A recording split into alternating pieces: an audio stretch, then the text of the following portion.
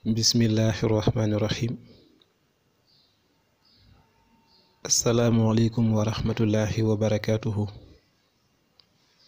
Mbokki jullit yi, mbokki taalibe yi, rawatina mbokki daayira Sifaa Sudur, noo ngi leen di nuyu di leen ziyaara bu baax, di leen ñaanal jàmm, di sàkku ñaan ci yéen. Di fàttali mbokki Sifaa Sudur yu Dakar yi ngontul Duruss bi ñu war a amal dimanche bi ñu jëm incha allah le 25 novembre 2018 soxna Ndey Ngom bëgg fàllu moo ko aaye. ñu ngi ciy sàkku teewaayu ñëpp. képp koo xamante ne bëgg nga ci ay leeral mën ngaa woote ci 76 011 77 77 wala ci 77 293 31 49.